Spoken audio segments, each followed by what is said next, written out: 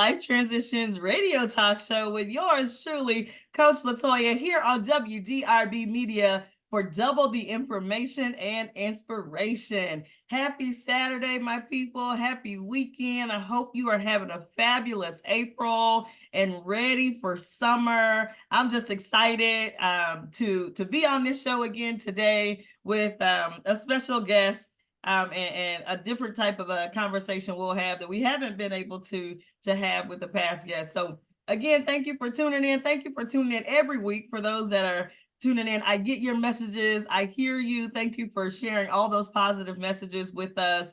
We definitely appreciate it. Again, if you've missed any shows, I know Saturdays, y'all are busy. I know you got things going on. So if you missed any shows, you can go to 7steptransition.com, click the radio tab, and you'll be able to find some past episodes. So definitely tune in, take a listen. I've had some dynamic guests on the show thus far. So please go ahead and find those past shows. So for today, y'all, I am super, super excited to have this conversation about some transitions from marriage, some transitions into being a widow, y'all, transitions into new businesses as well. And so please help me welcome to the show, Miss Levon Handsome.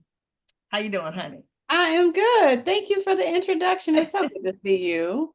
I know. So good to see you as well. Thank you. So I know we're gonna, you've got lots of things to share, y'all. I just love her. And I've had the chance to know her now probably for, oh wow, 5 years or so, probably Oh more my than that. goodness, I can't Yeah, believe that. And I love you too. You are such I a know. soul.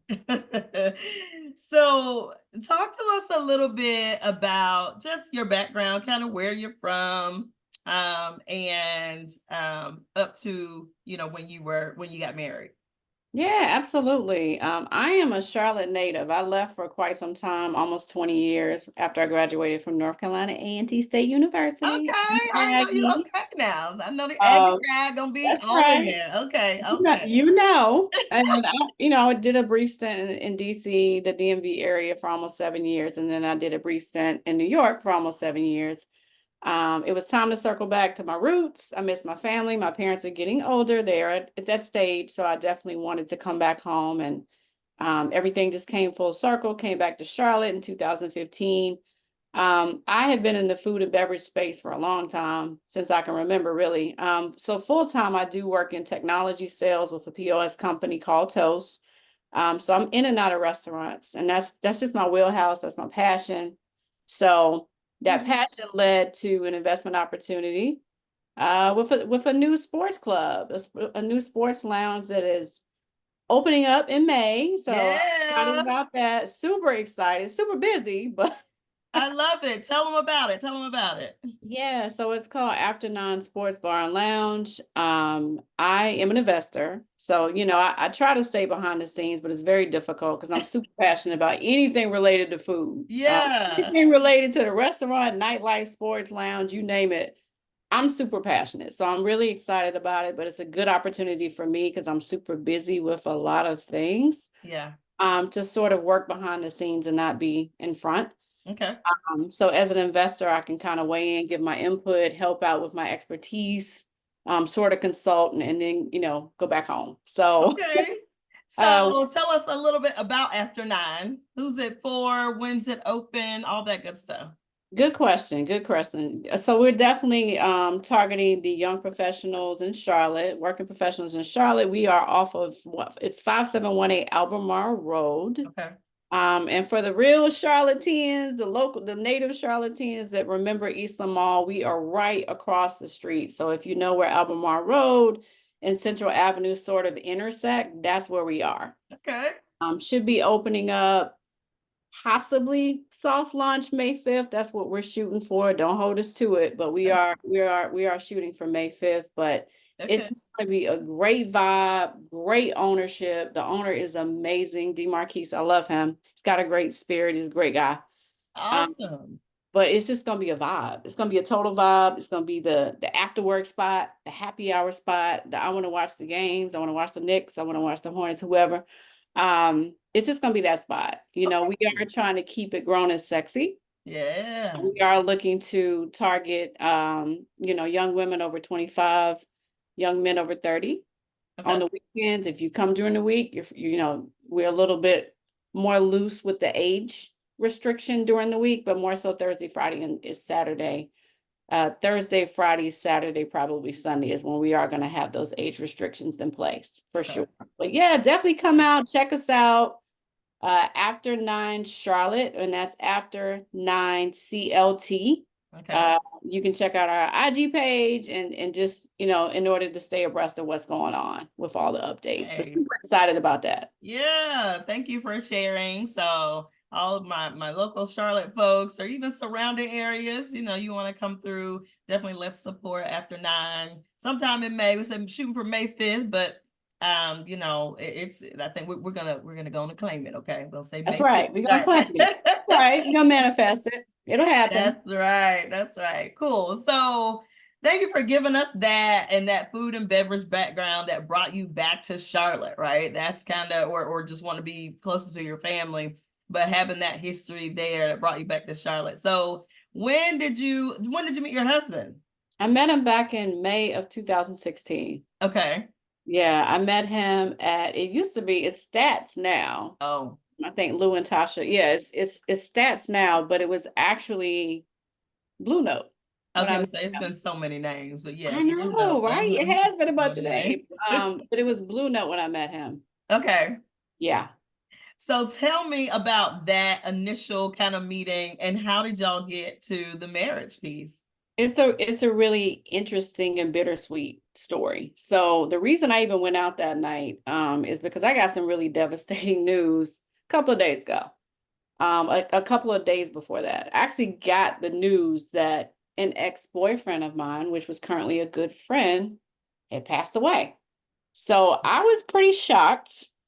And I was in a dark space, and I had a girlfriend from A&T. I think it was Shannon, might be Shannon. Shanna, it was Shanna. She said she was going out to Blue Note. And I said, okay. I said, I really need to get out of the house. She said, why don't you meet me out there? So I actually met her out there, and I had never been there before. Okay. I had never been there before. I didn't really care about going out, but I knew I needed to. Yeah. So fast forward a couple of hours later, a couple of drinks later, Joe and I just connected. It was an instant connection. I Long love it. story short, we exchanged information, had a cute little exchange, and we talked every day since for a year and a half. And a year and a half later, he proposed to me. Wow. And I was not in the headspace to meet anybody. I was just in that weird space where it's like, you know what, I'm gonna take a break from dating. Yeah. Just found out my ex-boyfriend died. So it was a very awkward moment for me. Yeah. But it was necessary, apparently. Apparently that was the man that God had in play, it was the person and the man that God had in mind for me to run into and meet and spend the rest of his life with. Yeah. Yeah. Yeah. Yeah. So tell us a little bit about Joe when you met him. What are some things that you learned about him? Oh my God. Joe was a character. First of all, he had a sense of humor from I don't know where. He was hilarious.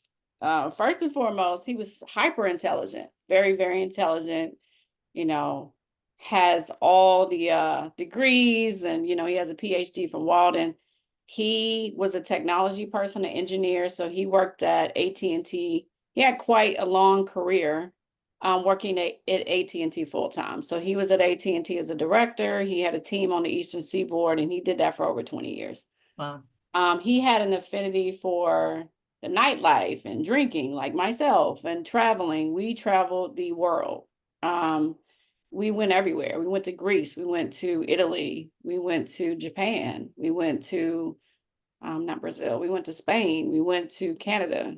We went to South Africa. We went everywhere. So we both had, we shared that commonality, we had that shared interest of just traveling and seeing the world, seeing a Yeah. little bit more than the United States. Yeah. We love eating out. He was a foodie. He was an amazing cook. He was an amazing cook. We would always, our friends would join forces during CIAA. May CIAA rest in peace, Lord. I know. I don't even want to go there, but We had some really good times. Yeah. He had an affinity for planes, and he loved planes. And he actually got a kit for a Whitman Tailwind personal experiential aircraft, and he actually built it Mm. from the ground up. Wow. He actually got it certified by the FAA.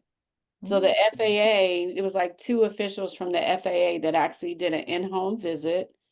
They failed it the first time, but then he went back, he made some changes, some revisions because he was a perfectionist. And the next time they came back, they immediately passed it. Wow. Yeah, Wow. Wow. Nice. yeah. Okay.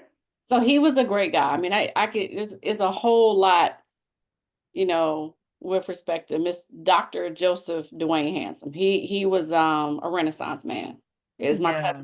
cousin Chuck put it. He was a bit of a Renaissance man. He was a jack of all trades. He was super intelligent. He's a great guy. Yeah. He's a great Yeah. man. Yes.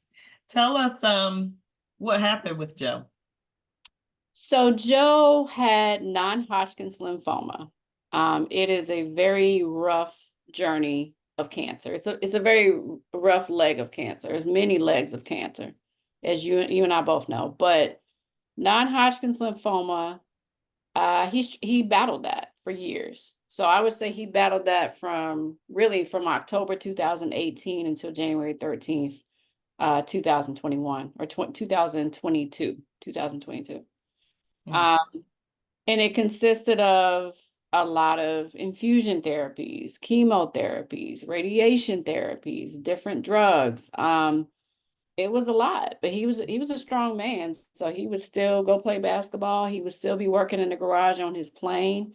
He would still be riding his scooter because we both had scooters that we would ride around, Center City, Charlotte.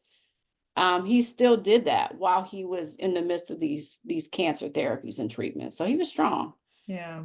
but cancer is very unpredictable. Stage one is one thing, stage two is another, but once you get to stage three and four, everything changes. Yeah. Yeah. Yeah. How was it for you, like to be his wife? And like you said, you guys are living this great life, eating out and traveling, and just sounds like you were creating lots of moments and memories and those types of things together, experiencing the world, right? And going on adventures, learning new things, trying to be exposed to different cultures and all that stuff, right? And then to have this happen in 2018, how was it for you to then turn from wife to now going into more of a caretaker mode? It was hard. I mean, the first few years were easy peasy, because he was so strong. He would go to chemo and come home and just be tired. It was a transition because the initial years of chemo was just him being tired. Mm-hmm. But when that changed and he wasn't able to play basketball, because he played basketball 4 days a week.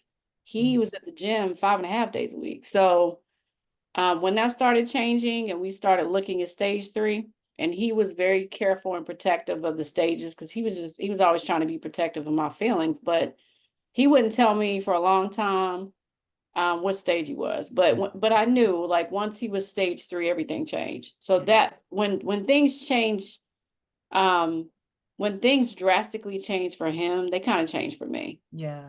That's when I stopped hanging out as much. I spent more time with him. I would just was a little bit more attentive. Yeah. It's a bit of a shift. I mean, both of our offices were upstairs. We both worked from home for years. He was in his office, I was in mine. But I would notice more time with him on the couch. He'd be on the couch. Luckily he had a very late, I mean, he made it seem as though it was a laid back job, but he had what it appeared to be a very laid back job. So he could do that. He could work a little bit on his computer and then have time to himself, go downstairs in the kitchen, make something that he loved. He's a great, great cook, amazing cook. And then he'd come upstairs, get on the couch and just watch his favorite, some of his favorite shows. But for me, it wasn't, it was a much more, I would say stage 3, definitely stage 4. Stage 4, I could write a book about. But when he was stage 3 with his cancer, that's when things sort of changed. He wasn't going to my family functions that they would invite him to. They really never saw him. Mhm. With non-Hodgkin's, anyone that knows skin cancer, anyone that knows non-Hodgkin's lymphoma, physically you change quite a bit. And then stage 4, that's when things pick up the pace. Like the cancer moves very quickly, very rapidly. Every day is different. Your skin is different. Your weight is different. Your eyes are different. Um, your energy level is different. It changes quite rapidly when you're stage 4. Everything changes. Yeah. So I don't even know who I was when he was stage 4. I don't have a clue of who I was because I had tunnel vision. Mm-hmm. I was laser focused on keeping my husband alive. Yeah. Because you do go through that. Yeah. You do go through that. Like we're gonna keep you alive. We are. Mm-hmm. Mm-hmm. Yeah. What type of support did you have for yourself? I have a great family. My dad's side of the family, my mom's side, they were coming over, cleaning, cooking, bringing food. Yeah. My dad's side, they sent a maid service at one point. My mom and my stepdad are they're like, oh my gosh, I don't even know what I would do without them. And my brother Thomas, I don't know what I would do without him. Yeah. They were super supportive. My friends were supportive. Um, I wish I could say, oh, I went to have a massage, but I just wasn't in that space. Yeah. I was just trying to keep him alive, Yeah. you Yeah. know. Absolutely. Absolutely. Definitely understand that. Well, I'm glad that you had some support, through that. And sounds like, you had folks kind of doing those everyday things, right, at the house that you didn't have to worry about. So you could stay focused on him. So I know you're grateful for all of those people, the village, right, that came through for you and stepped up and kind of dropped the things that they had going on and came on and answered your call. So tell us how Joe transitioned. When was that and what happened? Yeah, he transitioned 14 days after he left the hospital. It was the worst 14 days of my entire life, period. Mm-hmm. Um, he was in the hospital multiple times. He was stage 4, and that is perfectly expected. He was in and out of the hospital. So his last hospital visit was December 31st. Well, he checked in December 30th. He checked out December 31st. Actually, he checked in December 29th. He checked out December 31st. That last day in the hospital, they brought I think it was a hospice, the Greater North Carolina Hospice and Palliative of North Carolina, something like that. They brought in the hospice crew to talk to me and to talk to him. I said, give us a minute, talk to my husband. I said, listen, you're not going to die unless you're ready to. I'm here to Mm-hmm. support you. This is your journey. If you're not ready to die, I'm not ready for you to die, period. Right. Mm-hmm. However, you are a 6'3" man, over 200 pounds, and I am going to need help. So what do you say? So we agreed on hospice. And that once he not checked out of the hospital, but once he was released from the hospital, it was absolutely hell on earth because the cancer was moving so quickly and rapidly. His body changed every single day. Oh. I mean, he went from being able to get into a wheelchair to being able to stumble to the bathroom to not being able to do that. It was absolute hell on earth. Yeah. His family came in. That's a very tough scenario. It's a movie with Zoe Saldana, and I don't remember the name of it. And a lot of my girlfriends, even Lachelle, Lachelle, Yeah. was telling me I was protecting you from watching that movie. I don't think you're ready. I had another girlfriend, Aisha. She was like, I don't think you're ready for that movie. But that movie, I can relate to every single minute of that movie, and I'll have to remember the name of it. But anyway, that hospice journey is absolutely horrible. Yeah. But I will say that it's necessary Mm-hmm. because when your body is trying to let go, it needs to let go, it's supposed to. Um, it's a process that we're not really taught in school or by our parents or family on how to deal with. You know, Yeah. of course we're gonna pray. Of course, I'm gonna Right. meditate, I'm gonna pray. Of course, I'm gonna try to will the cancer out of existence. Yep. But you know, I'm a firm believer that what's meant to be is gonna be. Yeah. Um, and hospice really does teach you how to be at peace with letting go. That's something that we're really not taught. So I will say that I really, really appreciate the trying to remember the name of the group, but I really appreciate the hospice group Hmm. that worked with me. They gave me a book to read so I could understand death. Yeah. I can understand that journey. No one wants to accept that, but we sort of have to. Yeah. We have to. Our bodies are not designed and built to be here forever. Yeah. So hospice taught me that. I had to come to grips with it at one point because I was fighting it for years. I was fighting it for months and I was fighting it for weeks. And I got to the point to where I looked at my husband and I just had to keep checking in with him because, you know, my duty was to stand by him and his wishes, not Yeah. mine. Mine are, I want you here forever. Right. I do not want you to be suffering and miserable forever just so I can have you. That's Yeah. selfish. Yeah. So, I had to keep checking in with him to say, how are you feeling? Hmm. And that's very tough for a wife to do. That's very tough for a spouse to do, Yeah. is to let your husband go Yeah. so that they can be at peace. That's very hard to do. Yeah. Watching him suffer, watching him change physically is suffering. So, Hmm. you know, the last 2 weeks was horrible. Yeah. It was nothing short of hell. Hmm. Um, but when he did finally, you know, I made sure all of his family could see him, could be with him, to share their personal, you know, expressions with him, and so that he could do the same in his own way. He let go and he passed. Yeah. He passed.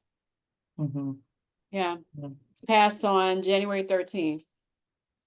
Yeah. So what could you share with any wife that could be potential, or just any spouse, right? That is but could be going through something like this? Because I heard you say that, stage 3 was very different from stage 4. And it is definitely something that, even though you're sitting here describing it to me and all the listeners, we would not have any idea what that looks like, feels like, unless we were actually in that situation. So for those that are out there that could be potentially going through something like this with a spouse, is there anything that you can share with them, give them any type of advice or just things for them to think about to help them through this time? I think when you're hit in the face with cancer, you need to research, research, research. I think all the accredited doctors do a fantastic job, but there's a lot more information out there that they're not trained to share with you. They're not doing anything wrong. They're not doing anything outside of the textbooks, but you know, you do have two different choices with respect to, you have three. You can pray, of course, we know that, right? But we're going to pray on every aspect of our life, right? So there's God, but then there's also man. So when we're talking about man, we're talking about the doctors, we're talking about the healthcare industry and the medical professionals. You can do the traditional route with cancer treatment, which is radiation and chemotherapy. But you can also do the holistic and alternative route, which is acupuncture and it's different types of IV hydration infusions that they have. It is completely your choice. It's your journey. Joe wanted the traditional treatment, so that's exactly what we did. But just educate yourself because there are alternatives to chemotherapy and radiation. That's a totally different conversation, but I will say you need to educate yourself because there are other alternatives to that. And you want to make sure that you make an informed decision on something that's going to benefit your husband, it's something that he's going to be comfortable with. And if he wants to do the traditional treatment, then you accept that. I think you should accept that, right? Um, I do think that the researching part does need to take place far, far in advance of Yeah. stage 4, because once you're in stage 4, um, the cancer moves a lot more rapidly. Yeah. That's a fact. So stage 3 and up, stage 2, if you're let's start at stage 1. So if you're stage 1, this is your first time being diagnosed with cancer, it's not coming out of remission. You have a lot of opportunity to send it right into remission. When you're talking about stage 3, make sure you're doing your due diligence. Of course, you're going to take them to the doctor, to the oncologist, to the specialist. Maybe it's a kidney specialist or whatever body part that the cancer is affecting. But do the research on your own as well to make sure that that is in fact the route that you want to take with that cancer journey. Continue to pray, stay prayed up. Surround yourself with people who have the bandwidth to deal with that, because some people don't. I have friends to this day who've yet to call. Oh. And they don't know, they just simply don't know how to deal with, she dealt with that, and oh my God, now she's a widow. So that's for them to deal with, not me. But the people who were amazing to me and covered me with love and support and food and just all kinds of stuff, flowers and Harriet David baskets. I still don't know who sent that, but allow yourself to be, because some people are like, oh, I can do it all on my own. You can't. Yeah. Can't. You can't. So I would say, A, stay prayed up.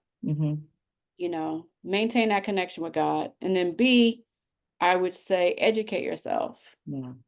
Educate yourself, because there are multiple alternatives to traditional cancer therapy if you're not, if that's not your choice. And then C, accept that support from other people. Yeah. Yeah. Humble yourself. Humble yourself and accept any support someone offers to give you. Yeah. And another thing, a big piece of advice, you're going to be so overwhelmed with caregiving and caretaking that people are going to offer you stuff, and your mind is going to be so cloudy that you may reject it. Oh, this is not a good day. He's not doing well. Can I call you back? What you need to do is you need to make some time. Take 10 minutes to make a list of what it is you need. Yeah. When you're able to gather your thoughts, because when you are caregiving, your brain is in a different space than what you're accustomed to. Yep. I don't care how smart or intelligent you are a different person when you become a caregiver for your spouse. Yeah. You are so hyper focused on them and their needs and their ever changing needs that change every minute of the day. You need to make time to make a list of the things that you do need help with, so that when those people reach out to you, it may not be a good time for you to talk and you can't even think about, I don't even know what I need help with. You can circle back to them and say, hey, Latoya, hey, Lachelle, hey, Aisha, hey, Tiffany, hey, Amber. I really appreciate you checking in on me. It's been a lot.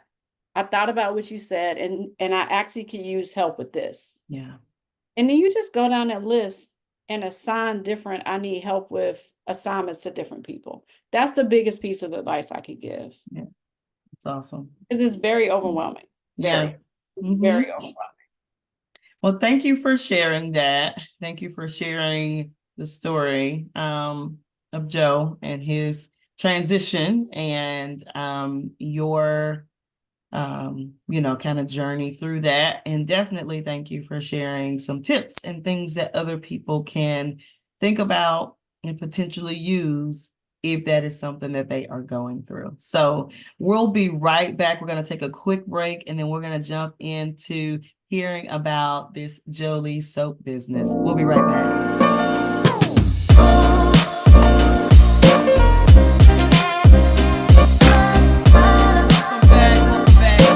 Transitions radio talk show with your girl, Coach Latoya, here on WDRB Media, the voice of the community. This broadcast is being brought to you by Shop with Be Queen, an online boutique for fashion, beauty, and business. Boutique style products are limited to keep your style unique and one of a kind. Visit them at shopwithbequeen.com. That is shopwithbequeen.com, and B is BEE.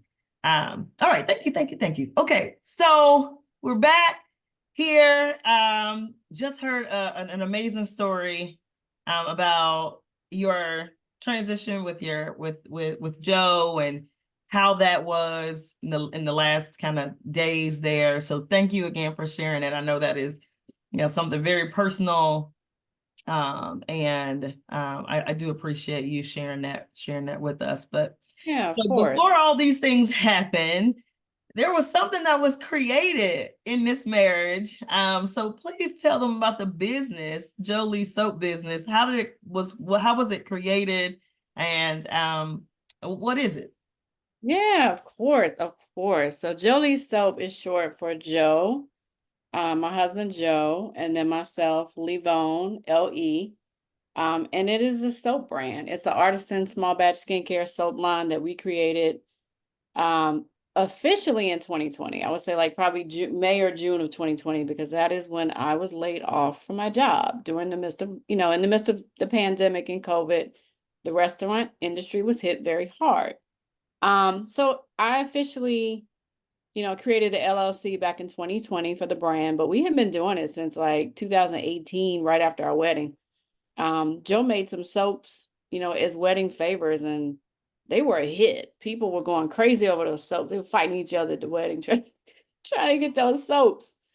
And we got such positive feedback that he just kept making soaps. So the reason that Joe was in our kitchen making soaps is because, he has skin cancer. So he was very, very, very particular about the ingredient lists and different products, big box retailers that he would bring home, and they just didn't work. So he did some research. He spent a good year researching different ingredients and different recipes. And he formulated his first batch of oatmeal honey, which to this day is our most popular soap, or is my most popular soap. Yes.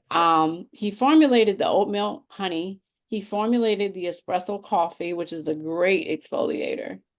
Great for cellulite, just tightening the skin because it has caffeine in it, which is a constrictor. So it's really, really good for, detoxification and cleansing and exfoliating, but also really, really tightening the skin, believe it or not. And then lastly, he formulated the lemongrass green tea, which has been a hit since. Mhm. And I told him, I said, we need to be selling this. And he said, well, I don't really care about, selling. I'm not, he wasn't the one with the business acumen. Mhm. He was a creator. Mhm. So I said, honey, we really need to sell this soap. Like, this is amazing. If it's working for your skin, if it's, conducive to your skin condition, imagine how many other people have, very similar needs. Yeah. So he started making bigger batches. Fast forward, people started placing orders. I built out a website, www.joe-lesoap.com, joliesoap.com. And, it sort of took off. And then once I was laid off from my job in broadline food distribution sales with the restaurants, I had a lot more time on my hands. Mhm. So I legitimized the business. I formulated, did the LLC papers and the articles of incorporation through the Secretary of State, and got an EIN number, and just took the proper approach to, formally starting a small business. Mhm. We started off in the Harvey B. Gantt Center. They have been incredible to us, like throughout. We got married there, so we had a nice relationship with them. We had a very, very nice, good rapport built with them already. They loved our soap, so they were like, we want to put it downstairs. So I'm trying to think of the timeline. It was probably 2018-ish, 2019-ish. They added our line of soaps to their retail shop downstairs at the Gantt. Wow. So that was amazing. We did a couple of pop-up shops. We had, Anthony Hamilton did his book signing. He came over to our booth. We were excited about that. He got some of our soap, a couple of other notables, and it just took off, Yeah. you know. But what we found was that the majority of the people that were buying our soap had eczema. Yes. Mm-hmm. And, Yeah. you know about eczema. I Yeah. know about eczema. My whole entire family knows about eczema. And it's crazy because I almost felt like, that was a part of his mission to create a solution for people with eczema. I genuinely believe that, because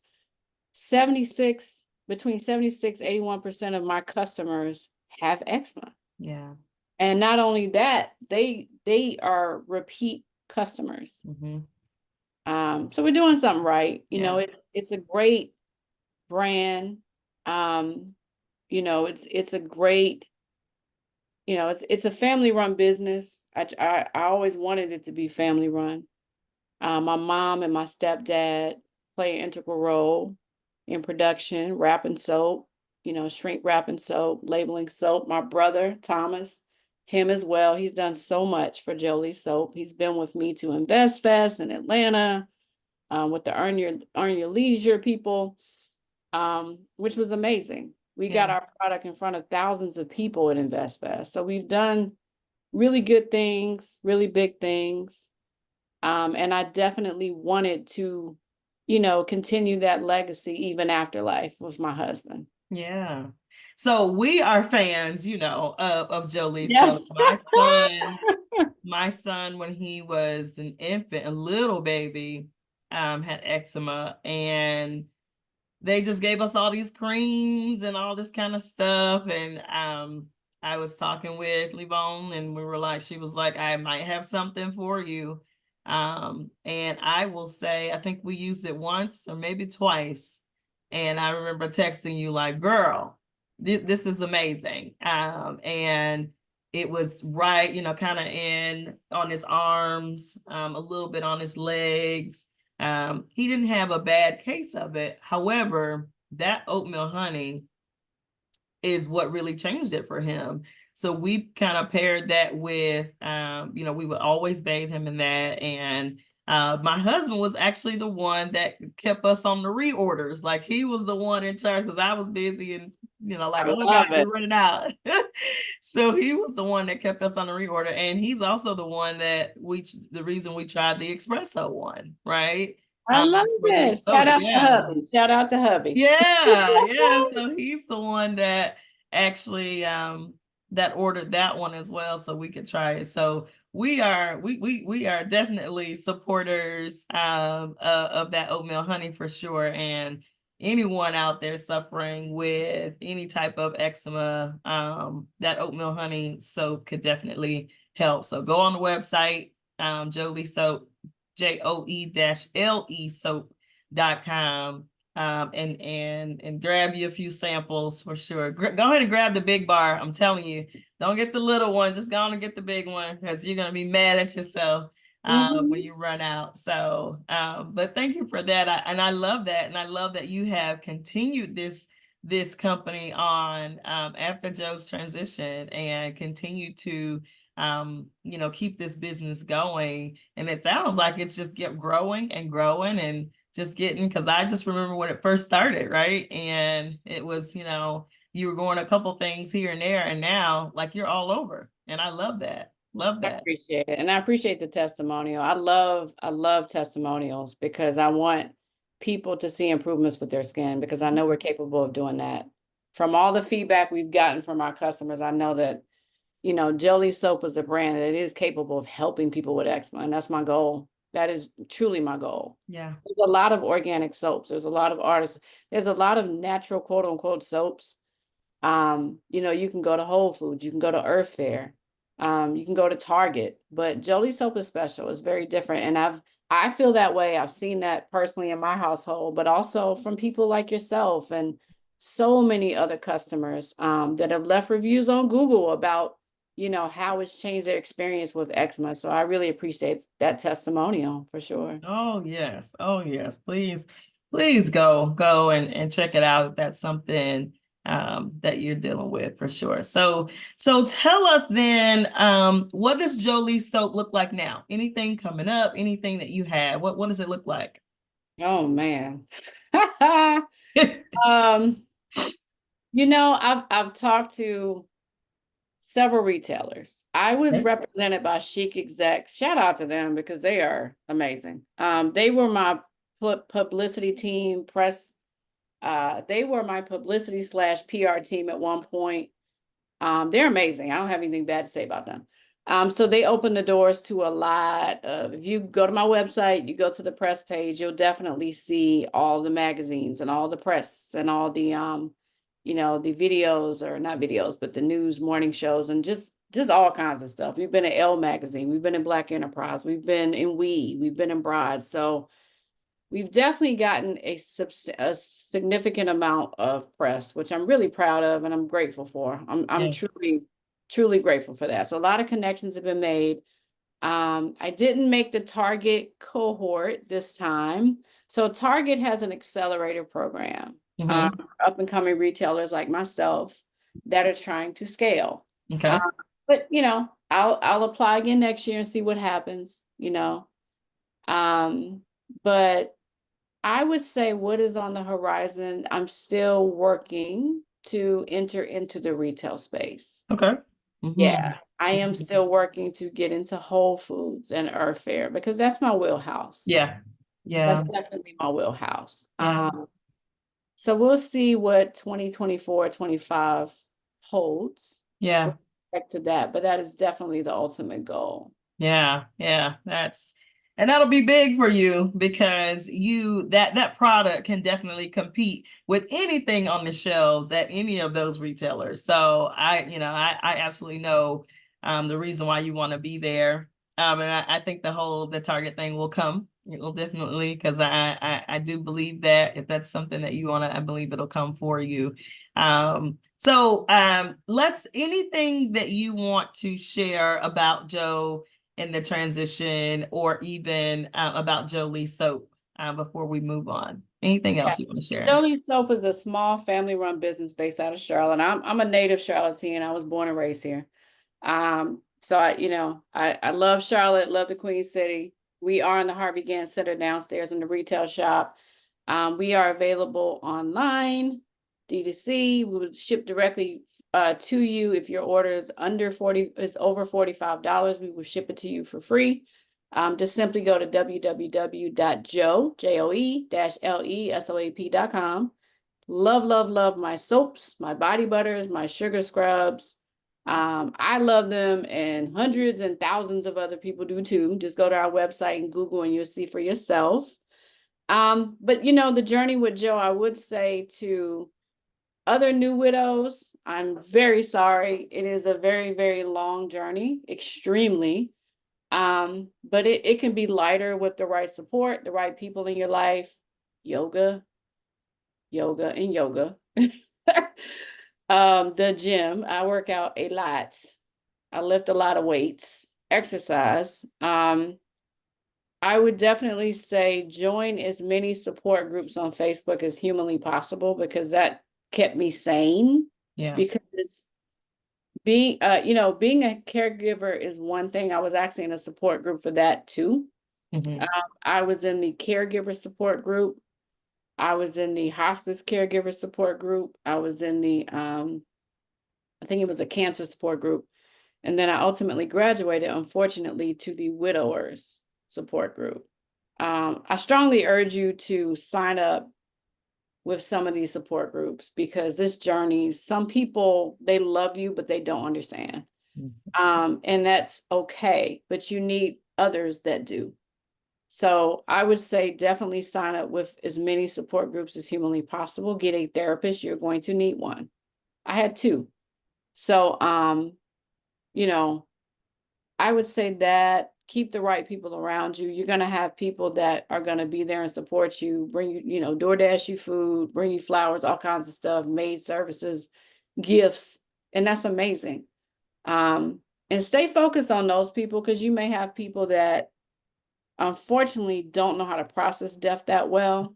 There are those, and they may ghost you. So try not to take it personal. It's very weird and disappointing, but don't let that overshadow the kindness from other people, the love from other people that were there. So Yeah. I would just say that those are my little nuggets of wisdom, but I appreciate the life that I had with Joe, and I accept the fact that it did have an expiration date. It came a little bit sooner than I expected. Yeah. I was not anticipating being a widow at the age of 42. I was 42 when I lost him, but I accept it. Yeah. Um, I've moved forward. I have a boyfriend. I hate saying boyfriend. I was gonna say let's I jump can't say a into boyfriend. hold on, God, let's jump start into it over. now. So Man, so how is it now, right? So it's been a couple years. How is it? Because I know sometimes people feel a certain type of way about it. Like, is it too soon? Is it, how long do I wait? Or like, what are those things? How is it? Yeah, and Yeah. that's a valid, is it too soon? That's a valid feeling, but I know myself very well. And at one point it was way too soon. I had people trying to talk to me. You want to go to dinner? You want to go to lunch? What about breakfast? What about coffee? I said no, no, and no. I knew when it was right. Um, when I met my guy friend, Gordon, I hit it off. We hit it off right away. I wasn't expecting anything from him. I didn't want anything from him, but he was a good soul, and I knew that this is someone that I can't turn my back to. I cannot. I can't. He's just gonna have to understand that I'm in a very awkward space. I'm a widow. I didn't ask for this. I don't want it. It's here and I'm processing it. And Yeah. he was very gracious throughout that journey of me being a new widow. Yeah. He was very gracious, he was very respectful, and Mhm. he was very patient. Because I talk about Joe all the time, and I Yeah. still do. Yeah. That, Joe is my heart, Mhm. but Gordon is my heart also. Yeah. He is here with us, and I And accept both of him. those things can be true at the same time. Right. Absolutely. Absolutely. Um, so for anyone that is thinking about they are widows now, right? And they're trying to figure out how to get in. Any tips or advice for them? When to go back, right? When to jump back in? I think that's a very valid question. It's a good question because a lot of widows, and we talk about this in the support group, there were widows who just couldn't let go and they refused to let go, especially the older ones. The older ones I won't even, respectfully, I just won't even bother with because that's a different generation. Yeah. And I understand the fact that they are in a space of if I date again, it's betrayal. It's a form of betrayal, but it's really not. You literally are with this person till death Yeah. part. So when death does you part, at that point it is up to you to decide when you're ready to move forward. And that's hard for people. People Yeah. got family members in their ear, friends telling you when you're supposed to do what. And it's very I can't think of the word I'm looking for right now, but it's inappropriate. Yeah. It's actually inappropriate. You're not experienced. You are very inexperienced when it comes to being a widow. So that's not for you to decide. But no one knows how to tell other people that. I do. Because I'm a different breed, but it really is your decision. Mhm. Um, I don't think you should do it if you feel like it's too soon. Yeah. On the other hand, you may have people around you that they genuinely want you to move on and they want you to be happy again and they want you to love again. And that's beautiful, but you may not be ready to. So it's ultimately your decision. If it's too soon, then wait. Yeah. If it's not too soon, then date. Yeah. But it's really hard for me. It's hard for people. People are influenced by their inner circle, but also by society. Society doesn't want you to move on sometimes. They want you to just be alone. It just sounds Mhm. better. So I think that you have to go with your heart, listen to yourself, your inner self, and you'll know exactly when you're ready to go out there again. Yeah. But, you know, Joe would have wanted me to move on. When my time is up, it will be. I plan on being here until I'm 110. But if that's not the case, whoever I'm with, I don't want them to be at home miserable. I want them to Yeah. move on. Right. So, my advice is move on when you're ready, but try to heal first. But let me rephrase that. I'm not going to say try to heal first because that's sort of an oxymoron. The healing is a lifelong journey, to be honest Yeah. with you. Grieving Mhm. does not stop, it just simply changes. So the healing is pretty long-winded. So if you Yeah. have someone that has the patience to sort of experience that with you, withstand that with you, then you should give them a chance. But grieving does not stop, it simply changes. Yeah, I love that you said that because um just in grieving in anything, right? Especially the loss of a spouse or a child or something to that nature, or even a parent. I have witnessed people grieve, and in my head, because I haven't suffered a loss that close to me, I was thinking, when was it going to be over, right? Like when are they going to be out of it? And so I love that you just said it's never over. It Nope. just changes, right? And I think that's important for people to understand, especially if you've got someone in your life or even looking to date or interact with anyone that has this, that is grieving, or the grieving is in different phases and changing and that sort of thing. Because me, like in my situation, being close to someone and then they lose someone, I personally, I never said it, but in my head, I was thinking, all right, I'm gonna just give them time, right? And I was thinking there was gonna be this cutoff, like, all right, you're good now. So I just love that you said that, because I think it should change anyone's mindset about grieving, right? And understanding the stages of grieving. And that, most of the time it's never going to be just over, right? It's never going to be just, oh, they forgot about it, and that sort of thing. So I do appreciate you sharing that. To be honest with you, if I didn't go through therapy, I thought the same. I thought, I wonder when this is going to stop. Like, Yeah. when can I expect this to be over? I actually think I asked one of my therapists that. Oh, okay. Yeah. Yeah. So you're right. It's a bit of naivety in the beginning. It's a learning experience. Like you said, there's different stages of grieving. There's different stages of healing. Like, um, another piece of advice I would give is to accept those stages, because they're brutal. They are. You need to acknowledge them. You need to recognize them. Um, you need to recognize them, acknowledge them, meet them head on, and just accept them. Mm-hmm. Yeah. Shock, denial, anger, bargaining, depression, testing, and acceptance. Mm. Once you kind of map it out like that, you'll look at your life a little differently. You'll look at your feelings a little bit differently. Yeah. Because I got a girlfriend right now going through the grieving of her father, very unexpected death. And, about a week ago, she was in the anger phase, and I knew that.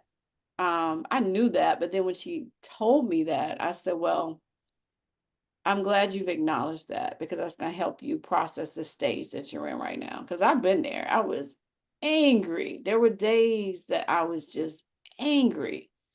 And that's normal. So you just have to sort of acknowledge it, meet it head on, just deal with it in that moment. And then you can graduate to the next phase Yeah. of grief. Yeah. Yeah. That's awesome. Thank you. Thank you for sharing that. Thank you for sharing those stages as well. Um, and thank you for just going into all these details and just being vulnerable and open, and giving us some insight on what some of these transitions are like, because like I said, there's just no way for us to truly understand unless we've gone through them. So I really hope that we have some listeners out there that, if they're in those situations, they can use some of those tips that you shared, whether they're dealing as a caretaker, or actually dealing with someone that has transitioned. So I appreciate that. Anything else you want to share with us? I know we got the After 9 coming up. Anything else you have going on, or give us some more information about After 9 launch as well? Yeah, definitely follow us on IG after 9, AFTERNINE CLT. So After 9 Charlotte. So Okay. definitely start there. We'll have a website soon. But definitely start there so you can stay up to date on all the key dates, the pertinent dates. Right now, the soft launch is looking like May 5th. That is tentative. All right. But just follow us on IG so that you can stay abreast of everything that's happening. It is 5718 Albemarle Road. Right there, you can look, like if you stand in front of it, you can see the Eastland Mall construction going on. I'm so excited about that. There's been so Yeah. much talk and speculation about what's going on over there, but I know that when it's finished, it's going to drive so much traffic to Oh us. yeah. Woo!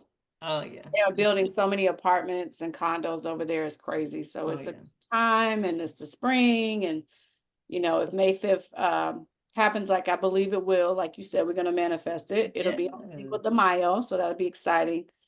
plenty of rooms, bar space for you to, grab a drink and watch the NBA finals. There you go. Come on. So it's All right. a vibe. It's a vibe. We got sections for rent, VIP sections, booths. It's gonna be a vibe. We have a Nice. patio that will be opening up probably in a few months. Okay. But we'll have a food truck in the beginning. There will be a food truck in the beginning. And then once the kitchen is finalized, we'll roll that out and have a full-blown menu. So Nice. please come check us out. But Yes. follow us on IG so you can stay on top of all the key dates. Yes. And then give us Jolie soap one more time. Yes, I was going to say, so please, please, please make sure you subscribe to www.joe-lesoap. So that's Joe hyphen, is that hyphen? Yeah. -lesoap.com, joliesoap.com. Subscribe, and your first order, you'll get 25% off if you subscribe. There you go. Thank you. Thank you. Well, thank you again for coming on the show, coming on Life Transitions. Definitely loved having you on the show. Loved hearing your stories. Please go out and support After 9, May 5th, or anytime in May or this summer, right? You want to just go hang out this summer. Look up After 9 and come hang out. And then also check out Jolie Soap. I promise y'all, you will not be disappointed. They've got some really cool options there on the website. So again, this is Life Transitions Radio. Thank y'all for joining us today. I am your host, Coach Latoya. So be sure to follow me on IG. It's at the number 7-Step Transition. And Facebook is 7-Step Transition as well, to stay up to date on any live broadcasts or things that we'll be doing. Tune in every Saturday, y'all. Apple Music, TuneIn Radio. The station is WDRB Media. You can also go to WDRBmedia.com and hit the Listen Live logo, and you can listen right there as well. So again, thank you so much for listening in today. Definitely appreciate you. We are WDRB Media, the voice of the community. We will see you next week.